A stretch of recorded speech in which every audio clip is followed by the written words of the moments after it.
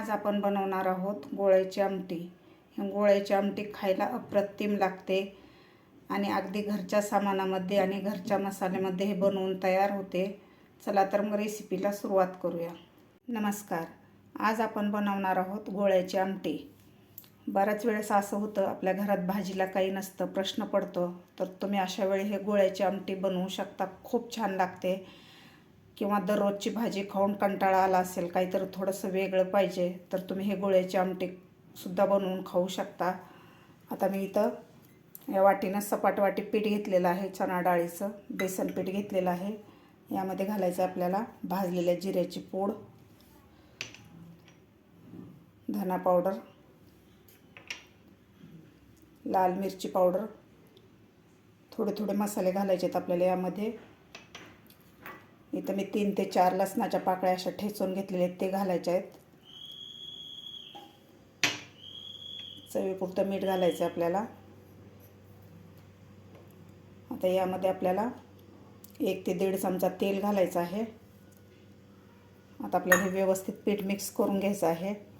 सगळे मसाले आपले पिठाला लागले पाहिजे, तेल आणि मसाले व्यवस्थित मिक्स करायचे आपल्याला।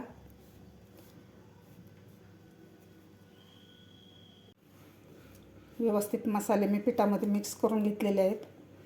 आता आपल्याला थोडं थोडं पाणी घालून हे घट्टसर पीठ मळायचं आहे। पाणी आपल्याला थोडं थोडंच घालायचं, कारण बेसन पिठाला जास्त पाणी लागत नाही। याचा घट्टसर आपल्याला गोळा बनवून घ्यायचा आहे।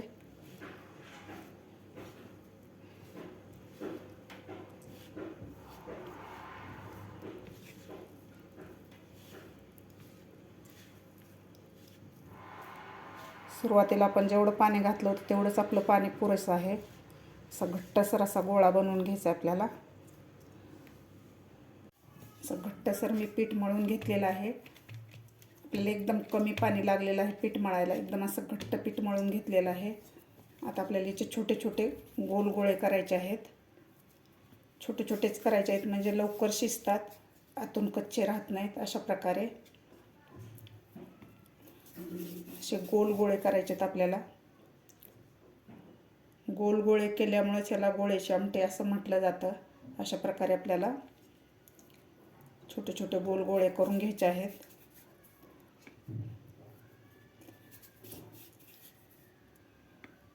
अशा प्रकारे सगळ्या पिठाचे आपल्याला असे गोल गोळे करून घ्यायचे आहेत। अशा प्रकारे मी छोटे छोटे याचे गोल गोळे करून घेतलेले आहेत। असे मस्त झालेले आहेत। मी इथे कढई ठेवलेली आहे। कढईमध्ये घालायचं आपल्याला 2 ते 3 चमचे तेल। तेल तुमच्या आवडीप्रमाणे वापरू शकता।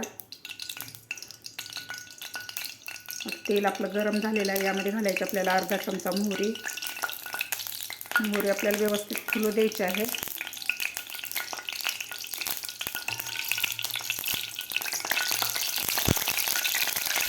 त्यानंतर घालायचं त्यामध्ये आपल्याला जिरे आणि मोहरी व्यवस्थित आपल्याला फुलू द्यायचे आहे, चांगले फ्राय करून घ्यायचे आहेत।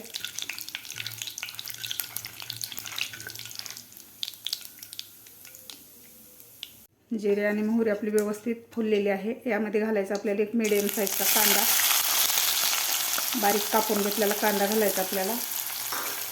आता कांदा आपल्याला व्यवस्थित 2 मिनिट परतून घ्यायचा आहे।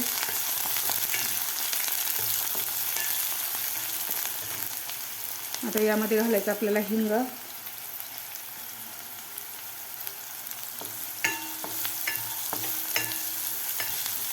व्यवस्थित कांदा आपल्याला परतायचा आहे। कांदा आपला व्यवस्थित परतून झालेला आहे। यामध्ये घालायचं आपल्याला वाटण, लसूण, कांदा, आलं आणि कोथिंबीरचं वाटण मी बनवून घेतलेलं आहे। यामध्ये थोडंसं खोबरं घातलेलं आहे, सुकं खोबरं। आता हे वाटण घालायचं आपल्याला। आता वाटणसुद्धा आपल्याला व्यवस्थित परतून घ्यायचं आहे 2 मिनटं।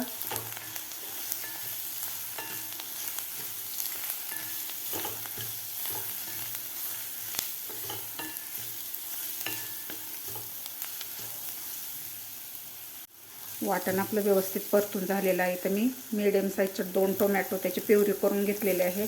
या ठिकाणी तुम्ही एकदम बारीक चिरून घालू शकता किंवा खिसून सुद्धा घालू शकता।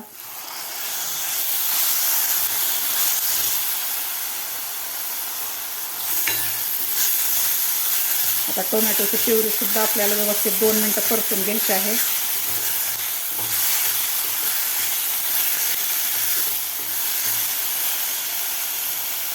टोमॅटोची प्युरीसुद्धा आपली व्यवस्थित परतून झालेली आहे. टोमॅटो तुम्हाला आवडत असेल तर घाला किंवा नाही घातलं तरी चालेल. आता व्यवस्थित आपली टोमॅटोची प्युरी परतून झालेली आहे. आता यामध्ये घालायचं आपल्याला 1 चमचा धना पावडर, 1 चमचा काश्मीरी लाल तिखट, 1 चमचा साठवणीचा काळा मसाला घेतलेला आहे तो घालायचा आहे, अर्धा चमचा गरम मसाला,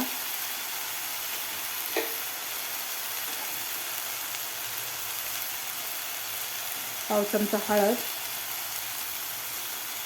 आता मसालेसुद्धा आपल्याला खालच्या मसाल्यामध्ये व्यवस्थित 1 मिनिटभर फ्राय करून घ्यायचे आहेत.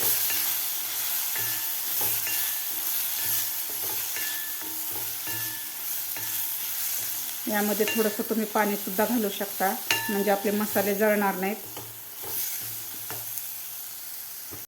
आपले मसालेसुद्धा 2 मिनटं व्यवस्थित परतून घेतले आहेत. मसाला असा मस्त परतून झालेला आहे. आता यामध्ये घालायचं आपल्याला पाणी.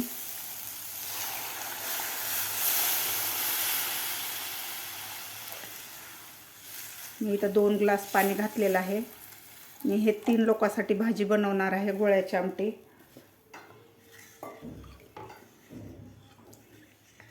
पाणी घातल्यानंतर व्यवस्थित मिक्स करून घ्यायचं आहे. आता यामध्ये घालायचं आपल्याला चवीपुरतं मीठ. आता आपल्याला याला खळखळून 1 उकळी काढून घ्यायची आहे. आपल्या आमटीला अशी खळखळून उकळी आलेली आहे, तुम्ही बघू शकता.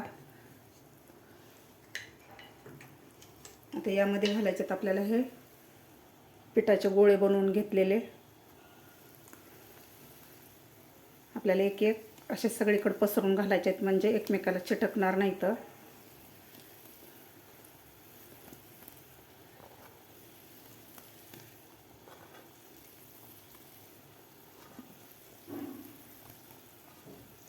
अशा प्रकारे मी सगळे गोळे घालून घेतलेले आहेत. आता गॅस आपल्याला मिडियम ठेवायचा आहे. मिडियम गॅसवर आपल्याला 5 ते 6 मिनिट हे गोळ्याची आमटी शिजवून घ्यायची आहे. तुम्हाला जास्तच पातळ वाटत असेल तर तुम्ही शेंगदाण्याचं बारीक करून कूटसुद्धा यामध्ये 1 ते 2 चमचे घालू शकता. पण काही आवश्यकता नाही, अशी दाटसर झालेली आहे ही भाजी. तुम्हाला शेंगदाण्याचं कूट घालायचं नसेल तर तुम्ही यामधले 2 ते 3 गोळे पिठामध्ये मिक्स करून पाण्यामध्ये मिक्स करून सुद्धा यामध्ये घालू शकता. त्यामुळे आपली आमटी अशी दाटसर होते. इथं मी 2 गोळे असे बारीक पाण्यामध्ये मिक्स करून घेतलेले आहेत. आपल्याला हे घालायचे आहेत म्हणजे आपली आमटी थोडीशी दाटसर होते. मस्त झालेले आणि कलरसुद्धा मस्त आलेला आहे. आता आपल्याला हे 5 ते 6 मिनिट मिडियम गॅसवर आपल्याला ही गोळ्याची आमटी शिजवून घ्यायची आहे. 5 ते 6 मिनिट झालेले आपले गोळ्याची आमटी व्यवस्थित शिजलेले आहेत.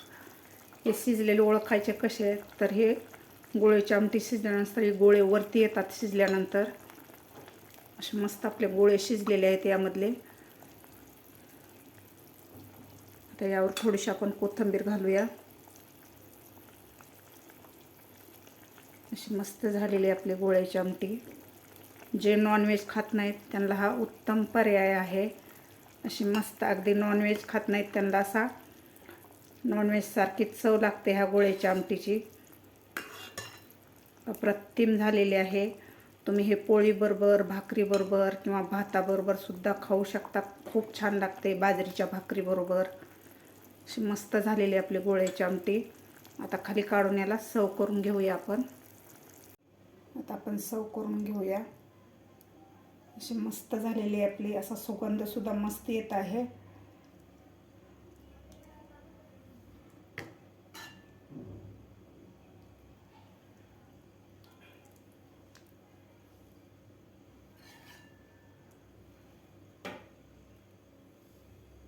झटपट अशी आपली गोळ्याची आमटी तयार झालेली आहे. खायला अप्रतिम लागते. तुम्ही हे ज्वारीच्या भाकरीबरोबर, बाजरीच्या भाकरीबरोबर किंवा भाताबरोबर सुद्धा खाऊ शकता. खूप छान लागते. तुम्हीसुद्धा अशा प्रकारे नक्की करून बघा. तुम्हाला माझी आजची रेसिपी आवडली असेल तर एक लाईक नक्की करा. माझ्या चॅनलला अजून सबस्क्राईब केलं नसेल तर नक्की सबस्क्राईब करा. भेटूया अशाच एका नवीन रेसिपीसोबत. तोपर्यंत मस्त खा आणि स्वस्त राहा.